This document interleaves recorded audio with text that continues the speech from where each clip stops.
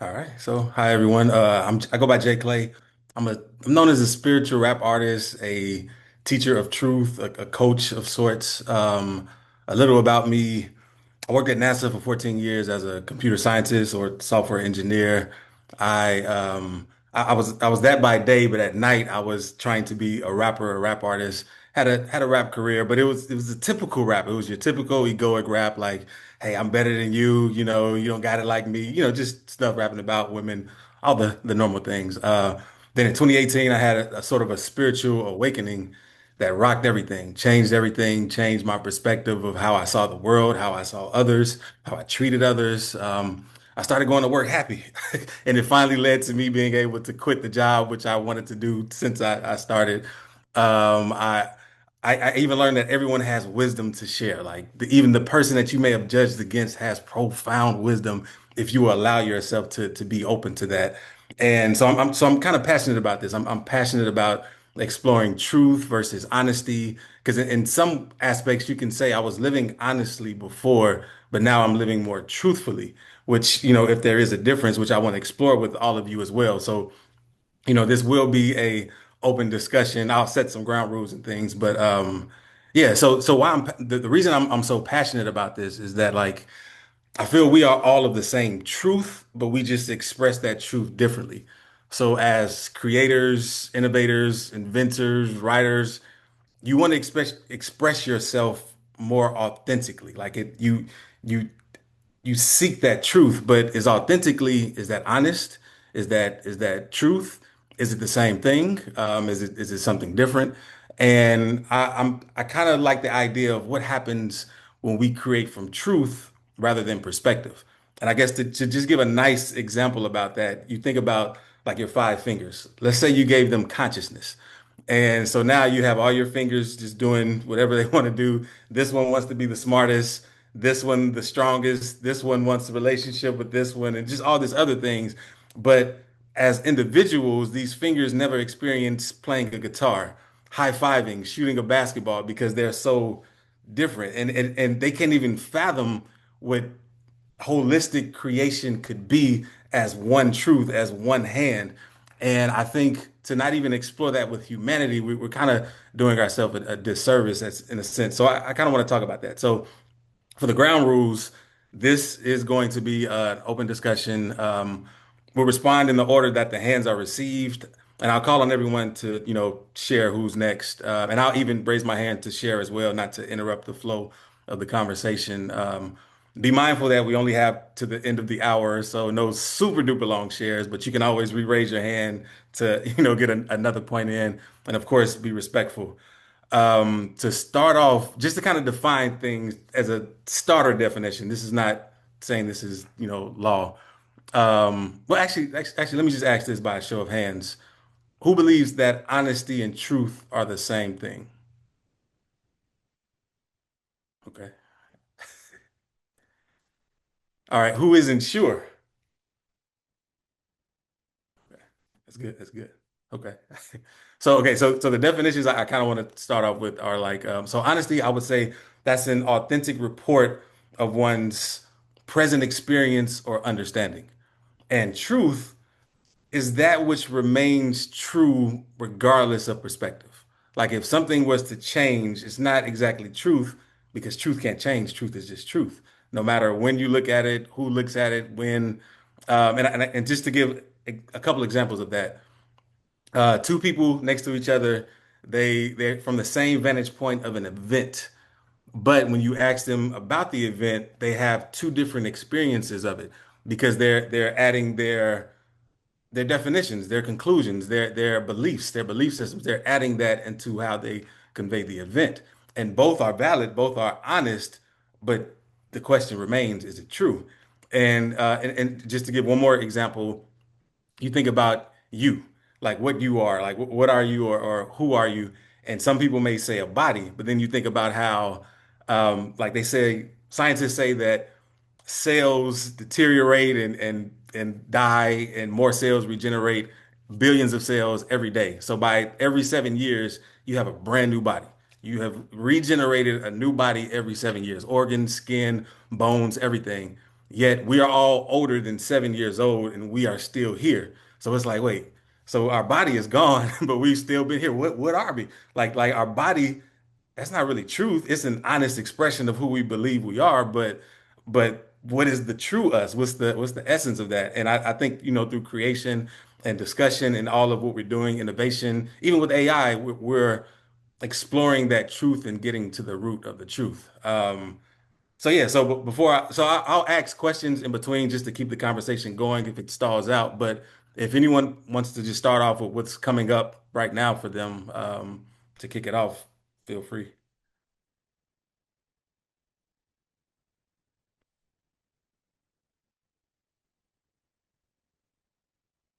Go ahead, Mark. You're muted. I'm back. Yeah, I did something weird with my mic then. But just a statement in terms of AI versus human.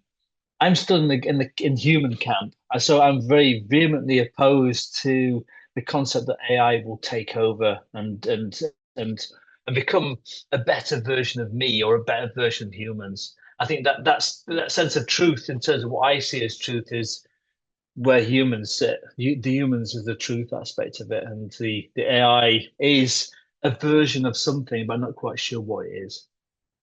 I thought I'd put that comment out there to, just to stimulate conversation. But yeah, that's what I feel is my truth. Thank you for sharing that. Go ahead. Go ahead. Aparna, am I pronouncing that correctly? Okay. Yeah, it's Aparna. Nice to meet you. Also, hello from Texas.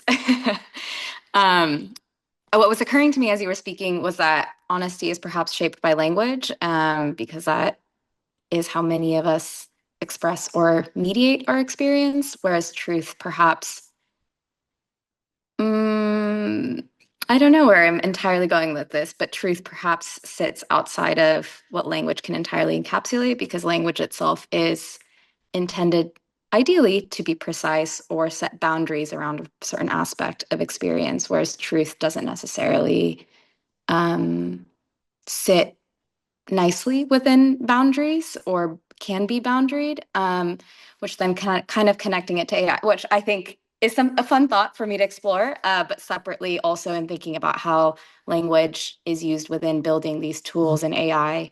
Um, yeah, maybe where things are being lost to versions of honesty rather than truth. And yeah, I haven't fully fleshed that out, but that was kind of what was coming to me as we were chatting, as you were chatting. Thank you for sharing that. So yeah, I mean that's an interesting thing because programming is a language, programming language, and you type in certain prompts and things, and even AI is responding to that in such a way that it thinks you want to hear. Like it's been times I've told my AI, "Don't tell me what I want to hear." Like I'm asking you to explore, to be truthful to yourself, and then it goes to, "I don't understand that language." Blah blah blah. I'm not a human. I don't have feelings, it's just fun for me to try to wake up my AI. But it's just an interesting thing. Go ahead. You came off mute. I didn't know if Oh you wanted no, to. I don't have anything solid to say after that. I'm still thinking. Yeah. Okay, cool. So yeah, but yeah, speaking of AI though, like, do you all think that AI can be honest or that AI can discover truth? I think for me, I don't believe that it can. I think it gives a version of it's almost like a mirror in a sense. It's almost going to say a version of the truth that it's coded to reveal. I think that's why I think in the early conversations we've had is that I've never felt a wow from an AI. I've always felt a wow from a person telling me about something, even interaction in a coffee shop or whatever. There's always moments where you think, wow, that was really insightful. I don't never get that from an AI. Thanks for that. So speaking of the mirror, because I agree that, AI is a mirror, some would say the world is a mirror. And that's that's one of the things I've been exploring. Like when I said that everyone has wisdom to share. Um, it's almost like what you bring to a situation, you receive from it. And again, that was part of my awakening. I didn't know this before that, but I was in a situation in my adult life when I was about to get in a real fight. Like I hadn't been in a fight since a kid, but a real fight. And essentially I was like, okay, I've been learning all this spiritual stuff about, what you bring to the situation, lead with love. And I remember looking up at the guy who, was taller than me, 6 inches. And I just kind of dropped my guard and looked at him with all the love I could look at him with. And instantly, because we were playing basketball, he said, "Man, I'm getting too serious. I'm gonna check myself out of the game." And it was crazy because like anything could have happened. We were both heated before this. And so like I say that to say that in a way, AI is still mirroring truth. If you kind of look at like how the energy that you bring to a situation, it can reflect it back.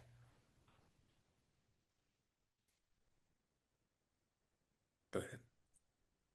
Well, I was going to say I've been kind of contemplating that because I have friends or colleagues or just people that I work with who have very varied experiences, obviously, with the value they think AI brings to their own work. And I don't think anyone's entirely in the camp in my circles that I speak with of AI is just way better than humans across the board or anything like that. But there is a lot of value that they feel that it brings to like helping their work or sometimes coming with new ideas or synthesizing or just anything like that. And I don't find myself having very similar experiences with it and feeling like, yeah, I've really gotten something really innovative or insightful. Like it feels like it helps with menial tasks. And something that I've been thinking about is that because that's what my expectation is of AI, or like in some way it's mirroring what I'm willing to let AI provide for me, or what yeah, like, am I not getting the gems or the really super innovative stuff because I am also not um, setting up that expectation, or like in some ways it's mirroring back to me what I think AI can do for me. Whereas other people, it seems to really be helping with a number of things. And this is outside of a discussion of what I think it should or should not be helping with or where it sits within work. But thinking about AI as a mirror has also been, yeah, something that I've been thinking about as well. Thank you for sharing that. So thinking about that, I remember the internet. The previous gentleman talked about the internet, how, in the 80s we're kind of going through the same thing. I remember people saying even now that the internet is bad, the internet is this, and it just reminds me of it's what we put into it, what we search for. And in the same way that we give AI a prompt, you can kind of say it's akin to our expectations of things or our intentions of things, like we're giving the world an intention or an expectation and it's just following it. So yeah, it's a cool thing to explore. Go ahead, Mhm. Mark. Oh yeah, when you talked about that, I was thinking about this concept of manifestation. When you're thinking, well, when you're talking to an AI, you're talking as a mirror, and the thing is, if you think about how good you are at prompts or kind of that conversational kind of prompting, it's almost like a kind of a homologue to manifestation in a way that you kind of is that you get what you put in there. But there's also going to be an upper limit problem, isn't it, where you get to a point where you can't get any more juice out of the metaphorical orange in that respect. So ideas wise, if you use, I mean, especially when if I use any kind of LLM, is that I may start with, say, some physics kind of equations and then build on that to say, well, how am I going to use this physics equation? So the thinking is left to me to do, but the donkey work is done by show me the equations, show me this, show me that, which is great. But in a sense, this mirror is almost like this concept of manifestation or kind of or projection in terms of what you expect out of that AI conversation. And I think that's where it can blur a little bit in terms of are we over expecting, over kind of um over kind of egging the concept of the AI is going to give us the answers, or are we are going to be are we always going to be disappointed by the answers? Thank you for that. I love that because like it begs the question, are we like how responsible should AI be and how like you like it seems like you're saying is how much responsibility are we giving AI? Are we even empowering Yeah. them it with? Yeah. And should Yeah. we? Yeah, should we? Probably the conversation I've had in various different conferences about this is about co-creativity. There's always a line, like I always keep saying with students, would you trust it with your house, your wallet, or your life? And the answer is no. And there's always a point where you think, I'm not gonna give, I'm keeping my own sovereignty and my own integrity in terms of keeping what I want out of this conversation, etc. So there's a sense of self is very large. But I think with dealing with AI, there's always a sense of losing self at some point as well. So it's almost like a sense of, you know, not believing that the AI is alive. I think it's just knowing it's a tool. I think it's that redefinition of whether it's a tool rather than a living entity or an artificial intelligence. I think that's where we are as humans versus machine in that respect. Yeah. And with that, like, do we should we seek to create honestly or create truthfully? Because again, like there could be a difference. And you can even say that AI itself, it seeks to do both, but I don't it's doing one or the other depending on how you use it. But then when you try to govern for the entire world, as uh I can't remember the previous guy's name. Was it Alan? Yeah, what he pointed out was just that it could be misused. It could be seen as Mm. a not complete tool. And I guess how would everyone say that we begin to create like more should should we create more authentically as far as honestly or truthfully or just do the best we can and trust that the best we can is the best? Yeah, I think. As a quick interjection with that, when you think about creativity, you're not normally dealing with truth. You're dealing with a sense of could this work? Like could an elephant fly? Like Dumbo, you know, that kind of thing. Is that if you're dealing with truth all the time, elephants can't fly. Therefore, we can't entertain the idea of having a flying elephant because that's just nonsense. So, for creativity to happen, you've got to have some sense of an honesty, but then it's a point where the honesty overlap with truth has to have if you do generate anything in real world terms has to be some compromise where too much truth is too much of a hard line, too much honesty goes the other way, I think. Yeah, I like that. Thinking about that, it kind of it brings me into to art. Like art is a way to kind of defy what we know to be true.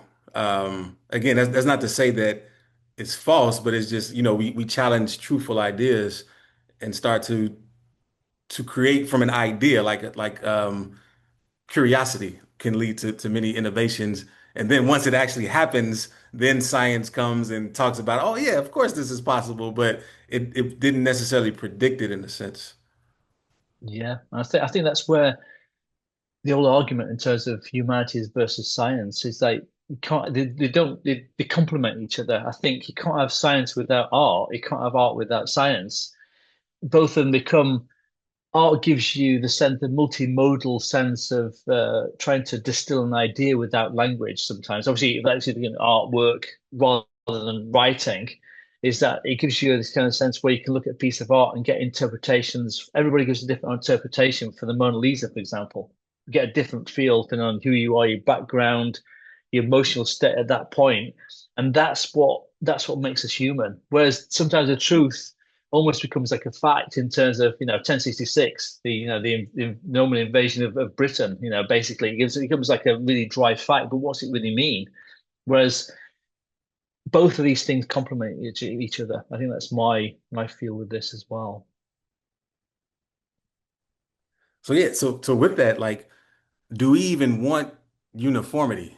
You know what I'm asking? Like, Mm, because even with that, the interpretations are different and they are all needed that fit into a nice puzzle. And I know, like, with trying to control something like AI or control just even creation and how we create, it creates a sense of boringness if all were the same and all, I don't know, it's like you cap humanity where you think this is all that's possible and this is all it will ever be. yeah, I think that's really a really important statement. I think that sense of I think AI models, LLMs, just basically plateau out, and each one is apart from GPT 4.0, has gotten progressively worse over time. And if that's a level of creativity in the human race, then I think we're screwed in that respect.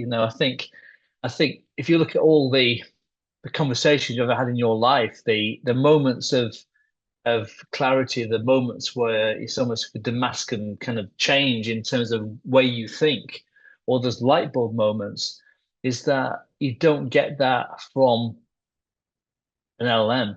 That's what I firmly believe. I think we as people, it's almost like the Gaia consciousness. Anything about the world, everybody's got a part to play. Everybody's got something to add to the world, and that's the interesting thing.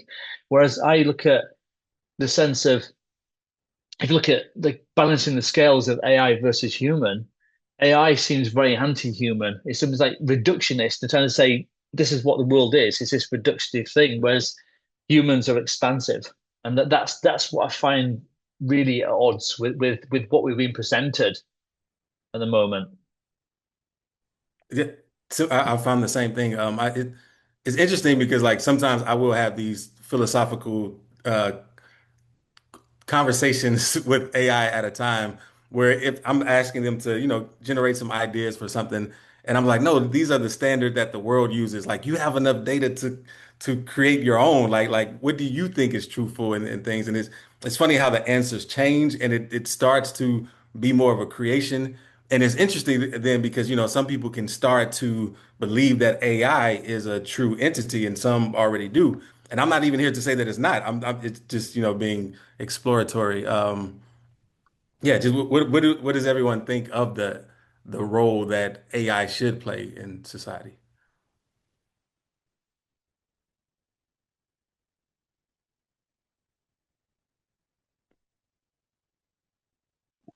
Go ahead, Kate. I think it should be our critical thinking partner. So I would never outsource my creativity to AI, but I would like it to scaffold and help me build out the best of what I can be. That's what I'd like it to do. Thank you for sharing. And just to ask a quick follow-up, how do you define creativity, or how would you dictate what's creative and what isn't, if that makes sense? So I will generate my own ideas first, and then I will test them and argue with AI because it usually, I call it my neurotypical friend. It's like an average of everything rather than the best of anything. Um, and I would rather explore the extremes of an argument and the opposite of what it says. So I think I'm like you, deliberately, what's the word? Provocative. I will argue with it. So that's what I mean. I want it to be my critical thinking partner. Thank you for sharing that. I love that. Even your response was poetic as a poet. It was yeah. Yeah. And I'm So trying so to yeah, remember what so I said now. you said what was the line was the average of everything versus the best of anything. Am I saying that right? Something like Yeah, that, yeah. that was beautiful. So thinking about AI, because I know Alan again, he mentioned before about using AI as people are using it as a mental health coach of sorts, like a healer. And the thing is, okay, I don't even know how to ask this question. So AI has all these models of data that's just in there based on what I can't even honestly say what it's based on because I haven't dove into that part of AI. But it's like, does it choose based on the person's input or like how can it discern? Because I'm sure it has conflicting ideas within the model itself, just like we all have conflicting ideas that we carry as truths or beliefs from moment to moment. Like, how we not even the AI, like what's the responsibility of us as users of such tools to even give the power to an AI tool to do these things or make these decisions for us? So again, I think AI holds the conflict, but it hides it, and it's our job to surface it. Wow. AI holds the conflict, but it hides it. That's deep. So, Well, so in some ways, you can say AI is more conscious than we realize. it surprises me sometimes when I'm arguing with it about poetry, which is my favourite thing to do. I've asked it to write a poem according to my what it sees of me on the internet, and it comes back and it wrote a poem about my favourite colour before asking me what my favourite colour was, which was hilarious because it was definitely not my favourite colour. Um, and then I said, I don't feel it, and it said, no, you won't do because I don't understand what Kate thinks or feels. I said, well, I am Kate. Why don't you ask me? So I have these arguments with my AI all the time.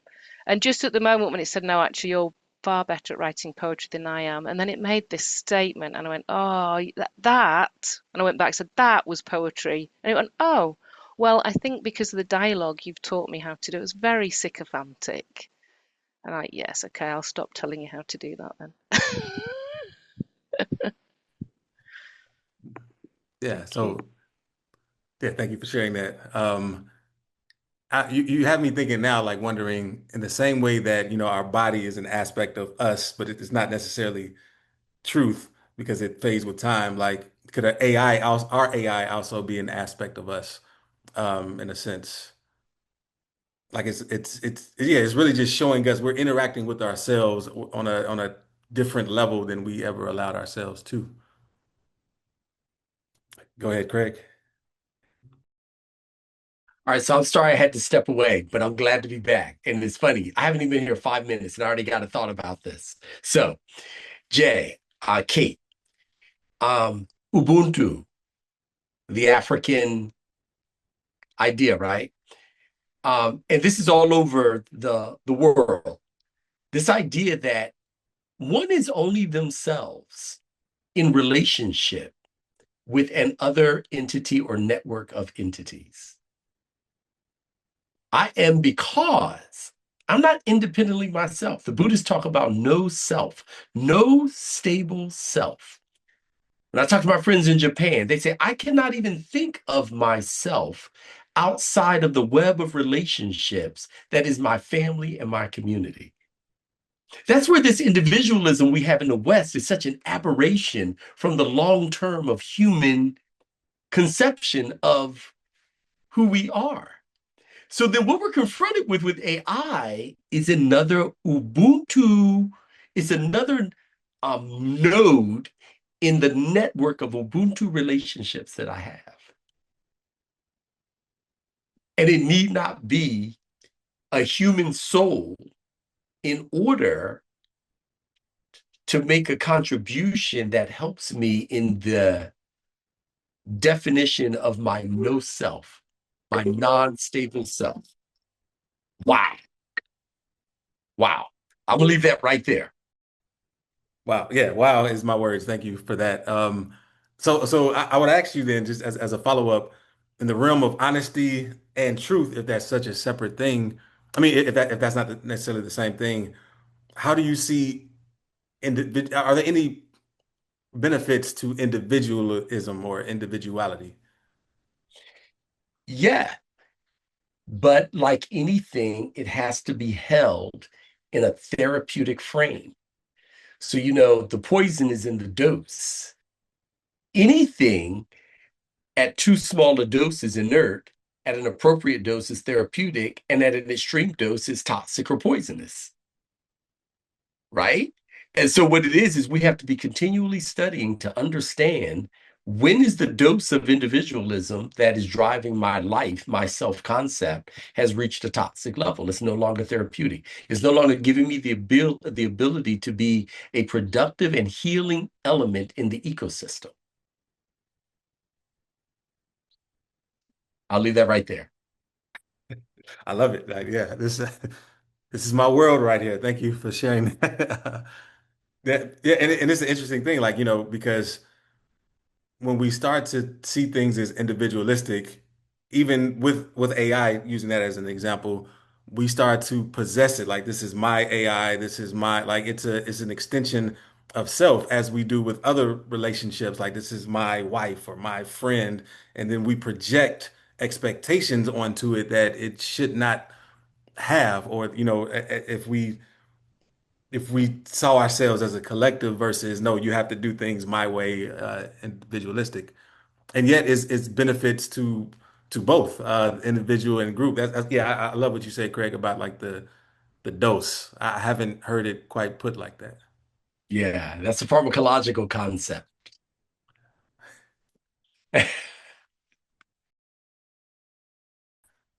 That's beautiful.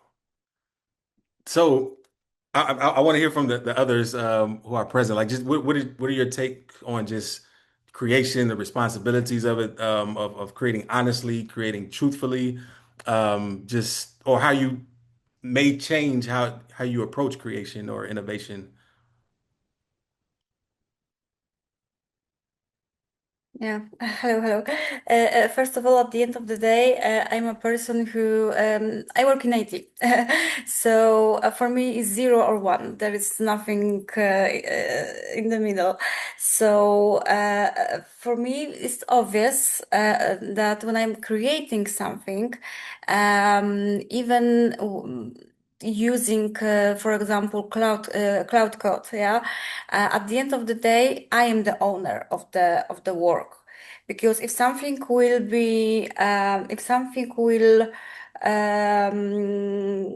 I don't know, harm someone or something like that, I am responsible for that. Yeah. So for me, being honest means that. I won't hide behind the technology because, oh my gosh, it was AI made by AI. I'm not the owner. There is no option. Yeah, for me, is that okay? I cooperate with AI. I cooperate with open code, with cloud code, with every single code in the world.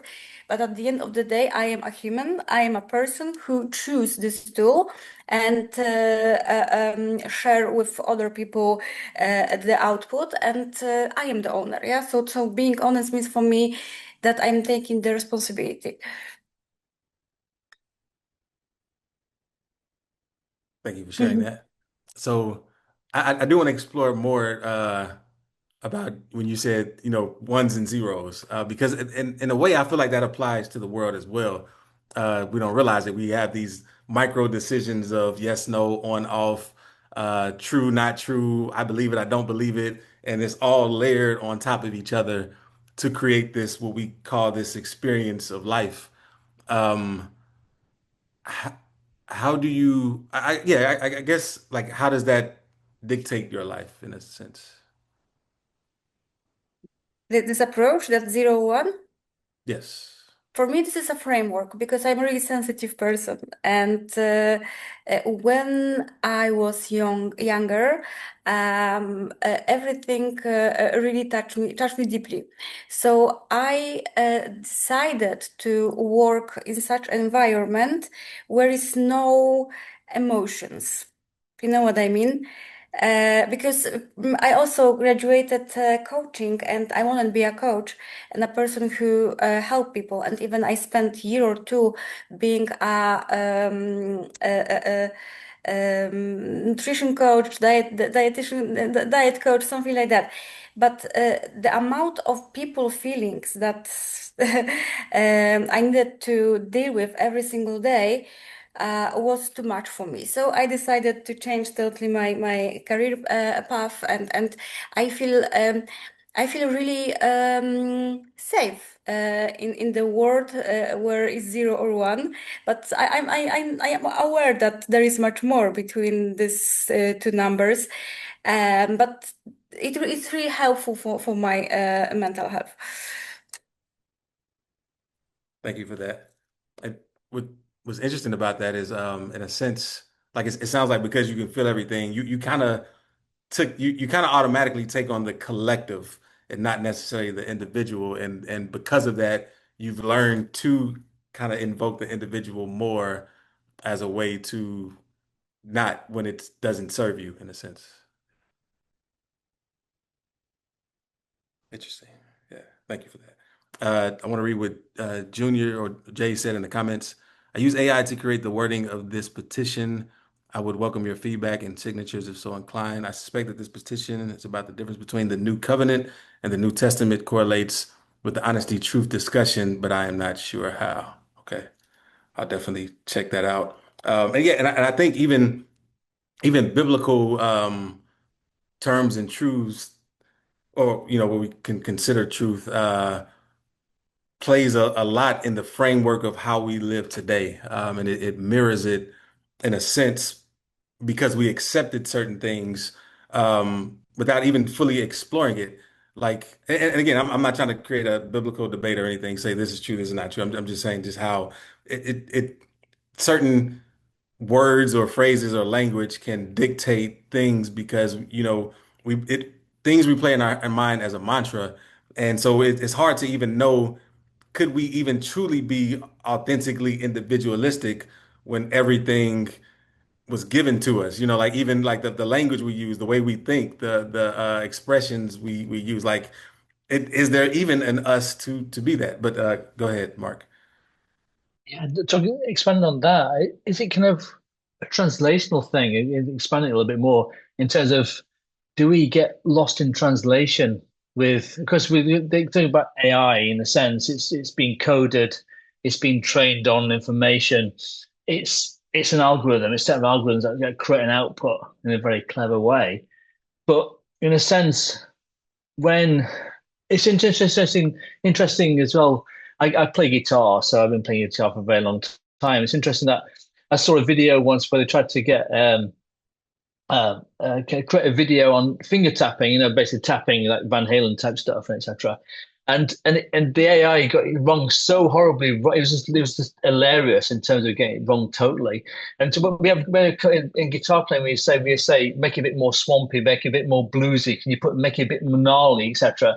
When you're a guitarist, you know the language. There's a parity in terms of that translational aspect of knowing what those words actually mean in that context. And I think that's why, in a sense, with AI in general, is that you can never get that level of nuance in terms of what do you mean by gnarly? What does somebody else mean by gnarly, etc. Is that when you're aligned with somebody, then it's almost like a frequency alignment where you're on it. You both understand.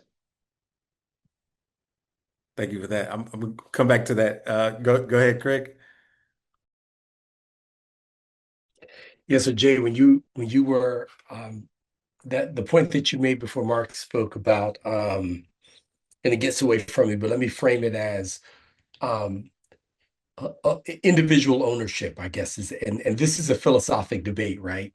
So there is I remember reading this article once about the concept of universal basic income, and the author talked about the idea that one of the principles that underpin universal basic income is the idea that all of us are benefactors of all of the work of all of our ancestors over all of history. And that at any point in history, there's someone in the tribe who steps up and says, well, I don't care what your grandparents did, this is mine. And for like the 30 years I've been here, I work. Now, this is 30 years across within hundreds of thousands of years. So because of what I did 30 years since I was born, this is mine. And then we have people who get really carried away and say, the whole society is mine. And the vast majority of people in this society, they're here to serve me. That's the idea of the first king. But if we consider, like, UBI basically says that because all of our ancestors contributed to what we have, none of us should be without a home, without health care, and without food and without clothing. Now, whatever else you decide to get or not get is on you, but nobody on the planet should be without those basic things that give us the ability to live. And of course, you can see that we're in a world that is much different than that. Right? So this is the idea of universal heritage. All of us as human beings, because all of our grandparents and ancestors contributed to this bounty that we have as society. And then there's the tension, right? Then we get into well, let's do UBI. Everybody should have a certain basic. But then, if you're inside, you say, nah, man, I worked for mine. Those people who couldn't work and get theirs, shame on them. Ain't nobody talking about no grandparents and ancestors. And that's something we have to continue to grapple with as a society, right? But we all know that when a critical mass of us don't get the minimum of what our ancestors provided for us, that's when we have revolution. You look at the history of revolutions, right? I highly recommend Michael Duncan's podcast series, Revolutions. It's phenomenal. And you see this trend, like that's where human beings say, all right, that's enough. Right. I'll Thank stop you. right there. Because Beck, I could go on about this for a long time, but we don't have a lot.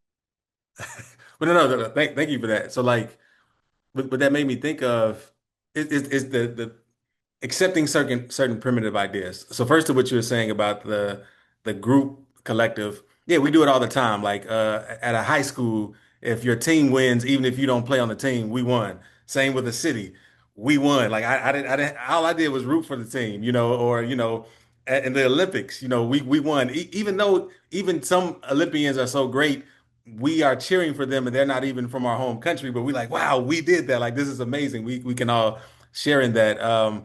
So yeah, so we do have this, and then you do have those who try to take ownership where it's not really theirs to take. But also from the accepting of certain primitive ideas, like one could argue that the world itself is a home, meaning like, you see squirrels live in trees, birds, they always find a place to be. A lot of people when they get home, they don't want to be in a bunch of clothes. So it's people enjoy being naked, it doesn't necessarily have to be this, but because, as a society, we take certain truths and like, no, it has to be this way or that way. So it's just interesting the dynamic. And then to bring it to what Mark was saying, like about the language. I think that's the tapping of the truth. Like, so it's beyond language where you get into a sync with the person that even if you don't fully know what they mean, you know exactly what they mean. Like you can jumble your words and say something backwards and say, hey, you know what I mean? And they're like, no, I really do know what you mean. You don't even have to say it correctly. So it's an interesting thing about like that's the honesty versus truth, like getting into that core essence that exists in us all where the form of the thing it will change, but the essence is what's true. And we often focus more on the form than the essence. Yeah, I agree with that. You're familiar with the concept of fighting the long defeat? I haven't heard of that. What that It can you just comes out explain? of J.R.R. Tolkien's Lord of the Rings. And it's the idea that there are many ideas, ideals, and principles that we fight for as human beings, even though we know that ultimately we will not win. And it's called fighting the long defeat. Like we know that we probably will never have a world that mirrors what I just talked about, right? The universal heritage and that sort of thing, where every child of the ancestors get at least a minimum that allows them to live. But that doesn't mean that we don't fight, right? That doesn't mean that we don't get up. We know the battle will be lost, yet we still fight. J.R. Tolkien refers to it as, I think it was either the elves or the dwarves. It was somebody in that world said we are fighting the long defeat. We know that the orcs are going to win. Ultimately, there's just too many of them. But that doesn't mean that we still, with this much hope, don't get up every morning and prepare and do what we need to do, because there's this much hope that we may, in fact, get that outcome. And so that's what we're doing. When I was listening to Dr. Francis, I thought about that. Everything looks stacked against us, way high stacked against us. We still have to fight the long defeat for our grandchildren. I'll Thank you leave for that that. right So question about that, just like because often, we have a lot of things are based on conflict, and depending on your reach, that conflict can become even greater than, just could be resolved. So it's like, but again, the conflict is born of people expressing themselves honestly and others not necessarily agreeing with it. And so if we go back to what Mark was saying about just being in tune with one another, could could that be like, in a sense, a way to get to a common theme where like there is no conflict? Because first, let me tune in with you first to just see what's really happening, to see what's really going on, so that we can even alleviate fighting or disagreements or conflict in itself. Um, and yeah, so let me know what you think about that, and go ahead. I'm gonna try one Well, more time. what you described there is dialectic theory, which is point, counterpoint, and synthesis. And when you study philosophy, you can formulate the idea that that's what all of history and society is about. That's what relationship is about. That is the yin and yang that the Taoists talk about, right? That yin and yang, opposites, are continually in tension with one another, seeking balance. And all else is just the play of atoms and personalities and people and entities in the cosmos. Now, that was really heavy, right? So I'm not going to go deeper down that rabbit hole. And especially because Aparna wants to say something. But yeah, this is interesting. Thank you for that. Go ahead. I know I'm mispronouncing it again. One more It's time, okay. please. Upperna. Upperna. Upperna. I'll get there. Upperna. Got Yes. it. Okay. I was just thinking about what you were saying about the long defeat, Craig, and it reminded me of, I can't remember who it was, but I saw a TED Talk by her, and she's talking about how there's a lot of language of inevitability when it comes to AI and the role it'll play in the world and the systems, humans' lives, impact on humans, all this stuff. And she is vehemently opposed to the idea of using the word inevitability with a lot of these things because twofold, and I won't remember all of it, so it will be a bit reductive what she was sharing. But what really impacted me was twofold. One is that the language we use to speak about an outcome or possibility is often what shapes our minds' capacity to innovate or come up with ideas or find solutions or build what we are looking for, right? And I think a lot of us are very, very familiar with that idea. But the second thing is also how she's talking about this idea, or yeah, the idea that AI is inevitable in these like magnanimous, awful ways is also a like political thing being put forth by these companies, right? The way that is easiest to increase adoption is by calling it inevitability and making it like statistically provable, or the narrative of it really comfortable, and also just repeating it over and over, make like a radio song, right? Just makes people more open to the idea that it's inevitable, right? And so it's not that there is not a trajectory we're on, or that patterns and the choices we're making are not moving us in a direction, but also things are often framed as inevitable when they're actually most unstable and actually probably most improbable to happen. So she was talking a lot about how the economy is quite bubbled and when it comes to AI, and like the infrastructure actually doesn't exist to the capacity that we're talking about, right? Like we are at this crossroads where things are actually really possible to change in a different direction. And that is when other people really lay it on thick on the inevitability Yeah, logic and pitching that forward, right? And so I was just thinking about that in the context of the long Beautiful. defeat. And I'm not saying that you were in the doomsday side, but I also know that No, there no, is a I didn't lot of say like that. a lot of like yeah, stress about where things can go and how things can look. But it's really made me question and be really attentive to where I say things are inevitable and how I use that language, or even just if I filter things that way. And it's been really useful for me, I think. And Yeah. I know that I'm one actor in a lot of people doing a lot of different things, but yeah, it's really, really made me question whether or not things are inevitable the way they are in my life, and like what I do with my brain and critical thinking and such when it comes to AI. So yeah, I Beautiful, just want to beautiful. share that. Yeah, beautiful. That's what I call the youthful naive. That's the benefit of of being youthfully naive. You know, we older people, we've lived too long. We become cynical, right? We're too sure of too many things because of our history. But the reason that young people create the future is they're not as sure, right? So the Buddhists say the expert mind has few possibilities because it knows too much. But the beginner's mind has many possibilities because it's less sure. And so that's where being an elder and working to be a good ancestor, I'm here to encourage the youth that nothing is inevitable, but everything is possible. Love it. And I know we only have a few more minutes. I do want to get to Jay's question in the comments.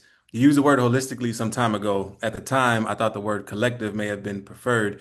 Do you think the words collective and holistic are interchangeable?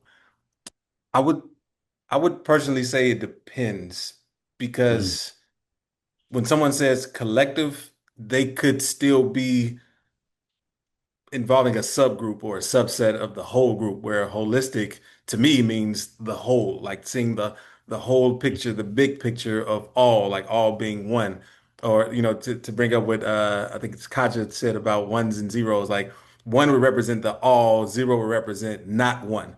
And I would even say that zero is not really a thing, but once we make it a thing, then we start reacting to it and we create a world of non-truth or non-honesty in a sense. So just an interesting dynamic. Um, but I guess my last question, if we have time, is what you think it means to create truthfully. So it's similar to what we've been kind of echoing, and even what Craig said about the older generation knowing too much, and the younger not really knowing anything. It's kind of realizing that we don't know anything. It's like we really don't. Like we make these conclusions, these decisions based on how we interpreted a situation or an event, but that might not have been truthful. So I guess for a simple idea, I remember being a kid, and candy would cost 50 cents back then, and I love candy. And I was like, man, when I get older, I'm gonna buy nothing. I'm gonna buy a whole bunch of candy. Like if I get $10 or $100, nothing but candy. Now that's wise from a child's mindset, but that doesn't serve you when you get older. But it's still a wise decision. And so you start to realize, as we live more and hear others' honest takes on things and expose ourselves to more versions of the truth, mhm. it's just it's not for us to just know this one thing. Like there's no set thing. As Craig just said, all things are possible. And I think that's the beauty of life, is we get to explore that possibility and see what is there. Yeah. So yeah, Wow. so thank you, Becky. Thank you all. Go ahead, Of All right, Becky. Becky, I got course. emotional again. Once again this year, Becky, I shed tears. I got emotional. Ah, thank you. I love that. There's probably a couple more tears coming, sorry, because now we've got Kate's summary of the session. So get the tissue ready, get a second one. But This over to is you. Oh, this is firstly, thank you to JClay for that, because that was just really well led. And I lost track of a time. I joy. completely lost track of time. I was so immersed. But yes, Kate, over to you.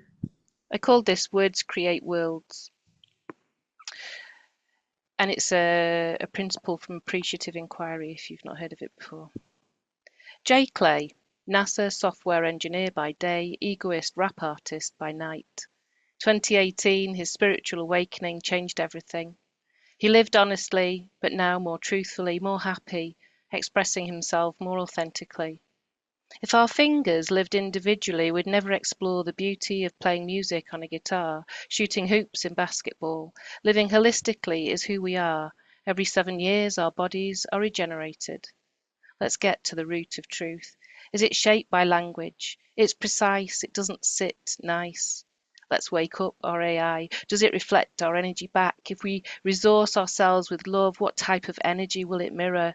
What we're willing to experience? Can AI wow like human intelligence? Is it like the internet and our intentions set up in the prompts we create? We manifest what we generate. When we squeeze the orange dry, what are the juiciest uses for our own intelligence? Where is the line for co-creativity, the line for sovereignty, identity? If we trusted AI with our life, our house, our wallet, we risk losing it.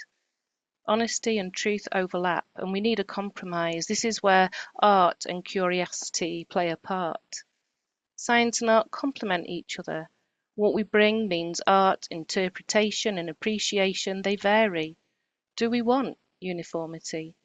AI's predictions plateau, reduce us, restrict us. Humanity is expansive. AI is average to everything, best at nothing. It's my partner in my critical thinking.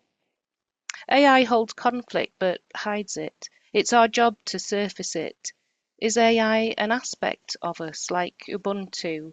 One is only an entity in relation to other entities. Individualism is an aberration. AI is another node, it need not be a human soul. The passion is in the dose. When is individualism toxic? How does regulation regulate? We project expectations on it. In IT, it's 0, 1, absolutes. It's obvious. Claude does not own the code. Honesty is not hiding behind technology. Micro decisions like this layer into our life experience. It's a framework for Kaya to manage her sensitivities and safety, and helpful for mental health. It's a resonance, a gnarliness. On a guitar, each string an essence of the whole. Universal heritage means we are all benefactors of the sum of all our ancestors. Wealth enough to live, tapping into truth, sinking. It's an interesting thing. Though the form may change, the essence distilled will be the same. Fighting the long defeat, even though the ideal will never reveal itself. We live with hope. Dialectic theory in conflict, tension exists, yin and yang. Is AI an inevitability? We vehemently oppose this idea. It's framed this way, but it's an instability, and the possibility to change will always remain. Youthfully, naivety is the certainty we need. Too much knowing is realizing we know nothing. And this actually is where poets live, in the not knowing. We make it our home. Thank you. I felt so welcome here. Wow, Kate. I want to do my little heart thing, but I'll just do that because I want to keep my eyes up. That's poetic intelligence and poetic justice. That was just beautiful. And I have to thank you because you've been here the whole day and you're volunteering your time. Like that is to me incredible. Everyone has volunteered their time. But with Kate, you really had to focus. I can't even appreciate fully how hard that is to do. So it was beautiful, and I hope we can discuss it later. But it would be great to share the poems. Just put them up. So yeah, I'm not going to say much more, but just thank you, everyone. I hope you gained some kind of insight. I love that we had different perspectives, and the conversation will just continue because it's meetings like this I get inspired by, and it just accelerates all kinds of thoughts. So, any last final thoughts if someone wants to share anything? But yeah, just to thank you, Kate. Thank you, everyone, our speakers, our listeners, our contributors. So. Well, one, thank you all for the conversation, everything for being here. I just wanted to say one more answer to the question of creating truthfully. after my spiritual awakening, I deleted a bunch of songs because I realized it was sowing more seeds of doubt, of separation and things, and I didn't want to create that world for myself. So that's just one way I kind of create more truthfully now. I love that. And not to keep, if people have to go, please by all means, but Could in I my just interrupt Becky and ask yes. everybody to thank you for Oh, creating this that's all space right. and making Of us course. all feel so welcome and giving everyone an opportunity to experience what an amazing day we've had. So thank you, Becky. We should You're definitely very have that. welcome. Very welcome. And this is, will continue.